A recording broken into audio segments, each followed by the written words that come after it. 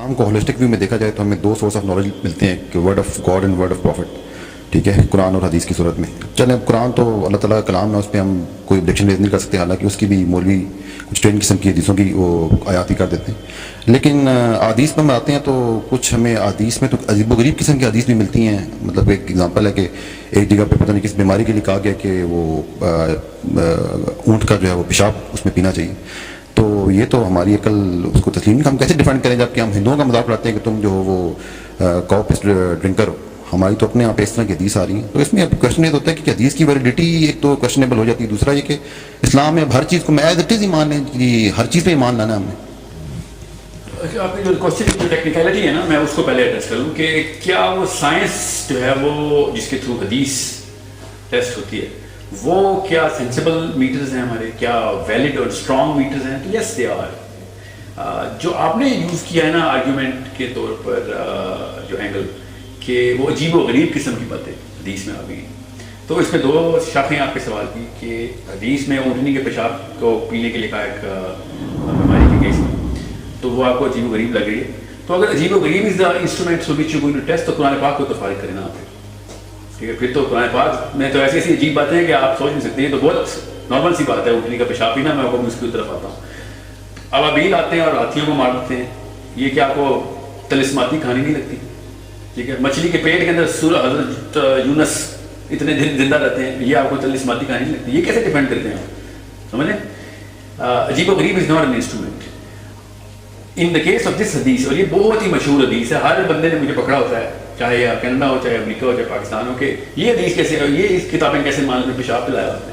یہ وہی لوگ ہیں جو کہ اس وقت دنیا کی نمبر 1 ان دا ٹاپ 10 ہے, ایک وقت میں نمبر 1 ہو گئی تھی دوائی پریمیرن لیتے تھے آرتھرائٹس کی, ابھی بھی لیتے ہیں دوائی, ابھی بھی وہ ٹاپ کی ہے پریمیرن. پریمیرن از پریگننٹ میئرز یورین, اس کو پریمیرن کہتے ہیں. آرتھرائٹس کی سب سے اسٹرانگ دوائی اس کا کوئی چلتی ہے. دنیا پوری مسلمان بھی اپنی ماؤں کو بھی وہی کھلا رہے ہیں, بڑھاپے میں کھلائے جاتے ہیں. وہ اس کو گھوڑے کا پیشاب پلاتے ہیں, بہت کوئی مسئلہ نہیں ہے, کیونکہ اس وقت عجیب نہیں لگتی کہ گھوڑے نے کہتے ہیں.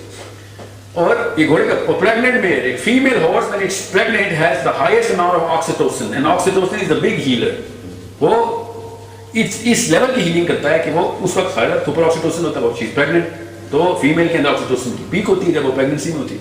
اس کا اس وقت پیشاب لے کے اس سے دوائی 9 parts urine to 1 part ammonia, اس میں یاد رکھیے گا, sorry chemical 9 parts urine to 1 part chemical in Premarin جو فارمولا ہے, پورا کا پورا پیشاب پلا رہے ہیں اس کو ایک گھوڑی کا.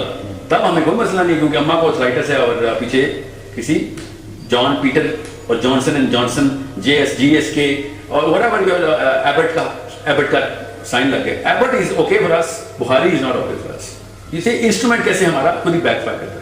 تو یہ Premarin is just one case, but it is such an amazing case کہ اونٹنی کے پیشاب کے اوپر ان کو بہت مسئلہ تھا, ٹھیک ہے, اور پریمیرن کے اوپر ان کو مسئلہ نہیں. So it is all about the chemistry in the sense. یہ تو اللہ تعالیٰ کے نبی صلی اللہ علیہ وسلم کے معجزوں میں سے ایک معجزہ ہے کہ ہیٹ کو ٹیل کہ کس لیول پہ کون سی بیماری کے اندر کس اس کا انسٹرومنٹ کرو. آپ کو اونٹنی کا پیشاب مسئلہ لگ رہا ہے, شراب سے گندی کوئی چیز نہیں ہے اسلام میں, اور بیماری ہے کہ اس میں شراب بھی الاؤ کر دی گئی ہے, جان بچاتی ہے, سور بھی کھا لو. پیشاب تو ایک ویری آرگینک سبسٹنس ہے, میں اس کی تعریف بھی کر رہا ہوں. In this case Premarin is the most effective medicine, and that camel urine was the most effective case. اور آئرونیکلی وہ سبھی ٹھیک بھی ہو گئے تھے اس سے, سمجھ رہے. سو جو ہم ہندوؤں کہتے ہیں وہ گاؤ ماتا کا پیشاب پیتے ہیں, تو وہ دوائی کے طور پہ نہیں پیتے, وہ برکت کے طور پہ پیتے ہیں. ان کو وہاں سے اصال ثواب ہوتا ہے, وہ اپنی کسی قسم کی جسمانی مرض دور کرنے کے لیے نہیں پی رہے ہوتے, وہ اپنی طرح سے سورگ میں جا رہے ہوتے ہیں وہ پی کے. ٹھیک ہے, یہ جنت جانے کا راستہ نہیں ہے اونٹنی کا پیشاب, یہ دنیا میں بہتری کا جسمانی توانائی کے لیے یہ معاملہ رکھا گیا. جنت کے سارے معاملات ہیں, اس میں سے کہیں پہ بھی ایسے کوئی معاملہ نہیں اس میں آپ اس کو عجیب و غریب کہیں. عجیب و غریب کا تو انسٹرومنٹ ہمارا پرسنل ہے نا. آپ کو جو چیز عجیب لگتی ہے نا, باللہ وہ اللہ تعالیٰ کو تھوڑی عجیب لگے گی. آپ نے تو یہ دیکھنا قرآن پاک میں جو چیز ہے وہ ایز از ہی رہنی ہے. یہ فلاسفی ہے ہماری.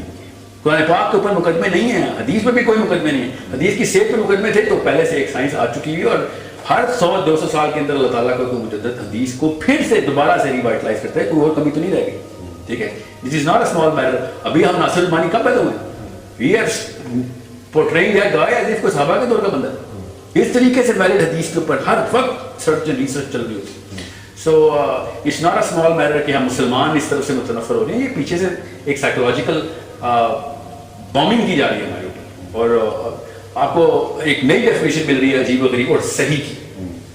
सो उस साइंस के ऊपर go back, regret yourself to the original science of the हदीस and the Quran, and then you find out कि इसके ऊपर एज इज ईमान लाना ही बेहतरी थी, एंड वही प्रूव होना है. मैं अभी आपको बता रहा हूँ सब कुछ ही प्रूव हो गया है, जो कुछ रह गया वो इंसान और साइंस की कोताही है, वरना सारा कुछ वैसे ही प्रूव हो रहा. अल्लाह करे हमारी दौर में ना प्रूव हो.